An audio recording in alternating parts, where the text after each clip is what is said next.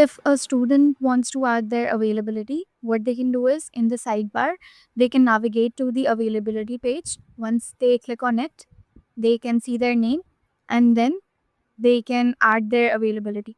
Suppose they would be available from Monday to Thursday from 10 a.m. to 5 p.m.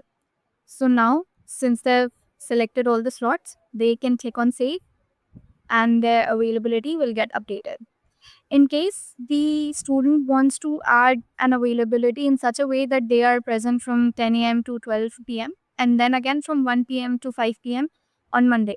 So what they can do is there are two icons here. There's a plus icon and there's a copy icon. If the student clicks on a plus icon, suppose they selected a time slot here, they make it to 6 p.m. So from 10 a.m. to 6 p.m. If they click on this plus icon, so whatever time has been included here, that would be reflected in all the selected other days. So if I click on this icon, so now you can see that the timing have been updated. Now for adding a slot for the same day, this plus icon can be used. If the student clicks on this, you can see that two other drop downs have appeared.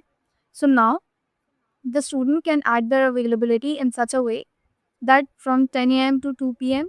and then again from 6 p.m. to 6:30 they would be available. So now this is added and the student can also choose to delete it. If they wish to remove this row, they can just click on the delete icon and this row would get removed. And if they would want to reflect this timing for all the other days also, then they can just click on the copy icon and the timing would get updated. So once they've done all the changes, the student would click on the save button. Now their availability has been updated. So this is how the student can add their schedule.